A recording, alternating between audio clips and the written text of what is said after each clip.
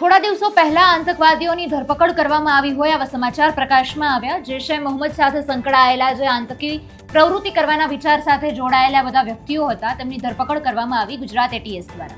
Gujarat anti terrorist squad દ્વારા બનાસકાંઠાના પાલનપુર અને પાટણપુરના સિદ્ધપુર વિસ્તારમાંથી આ લોકોની ધરપકડ કરવામાં આવી. હવે જે ચોંકાવનારી વિગતો સામે આવી રહી છે એ અત્યંત ડરાવનારી છે અને જો આપણને એવું લાગે છે કે આ વ્યક્તિઓની ધરપકડ ના થઈ હોત અને એમનો વિચાર જો એ લોકોએ અમલ કરી નાખ્યો હોત તો શું પરિણામ આવી શકત તેની પણ કલ્પના નથી કરી શકતા. નમસ્કાર, આપની સાથે હું આકાંક્ષા. તમે જોઈ રહ્યા છો રાજકોટ. ગુજરાત એટીએસે બનાસકાંઠાના પાલનપુર અને પાટણના સિદ્ધપુર વિસ્તારમાંથી પકડાયેલા જૈશ એ મોહમ્મદના 13 આતંકવાદીઓ તેમની તપાસ શરૂ કરી. પૂછપરછ તેમની શરૂ કરવામાં આવી. એમની પાસેથી જે વસ્તુઓ હતી તે વસ્તુઓનો મુદ્દામાલ જપ્ત કરવામાં આવ્યો. અને પહેલા જે પકડાયેલા આતંકવાદીઓ હતા તેમની પાસેથી તો જે અમુક પીડીએફઓ મળી, અમુક સાહિત્ય મળ્યું કે બોમ્બ કેવી રીતે બનાવવું. એ લોકોએ અલગ અલગ જગ્યાએ બોમ્બના પરીક્ષણ પણ કર્યા હતા. આવી વાત અને આવો ખુલાસો પણ સામે થયો હતો. જ્યારે હવે એક બીજી બાબત સામે આવી છે. ગુજરાતમાં કોઈ મોટી આત્મઘાતી ઘટનાને અંજામ આપવા માટે સિદ્ધપુર નજીક 8 વખત નું ટેસ્ટિંગ પણ કરવામાં આવ્યું હતું. આ સિવાય તેમની પાસે જુદા જુદા પુસ્તકો આધારે ઝેરી વાયુ બનાવવા માટેની નવી પદ્ધતિ વિકસાવવાનો પ્રયોગ પણ શરૂ હતો. મામલો કંઈક એવો છે કે પૂછપરછમાં એવું સામે આવ્યું કે જે 13 વ્યક્તિઓ છે એમાંના 5 આતંકવાદીઓ સીધા પાકિસ્તાન બેઠેલા હેન્ડલર્સ અને સંગઠનના આકાઓ સાથે સંપર્કમાં હતા.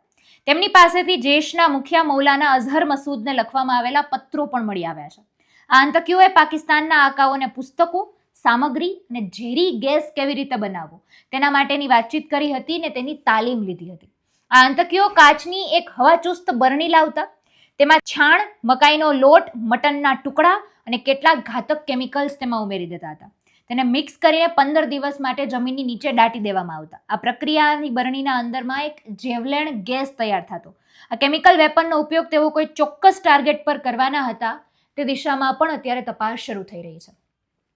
એ જે 17 જુલાઈએ ઝડપાયેલા 5 માંથી 3 આતંકી જે સિદ્ધપુરના છે, બિલાલ આબિદ શેરા, મોહમ્મદ એયુબ કડીવાલ, મોહમ્મદ શફી મુખી, મોહમ્મદ હસન કરડિયા, મોહમ્મદ એયુબ સુણસસ.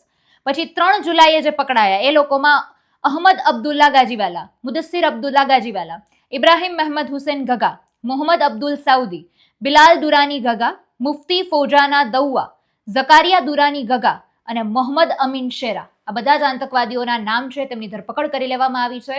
ઝેરી જે ગેસ તૈયાર કરવામાં આવતો હતો એ કોના ઉપર કેવી રીતે પ્રયોગ કરવાનો હતો એ દિશામાં પણ અત્યારે તપાસ શરૂ થઈ રહી છે અને હજુ કેટલી ચોંકાવનારા ખુલાસા સામે આવવાના બાકી છે એ જોવાનું રહ્યું.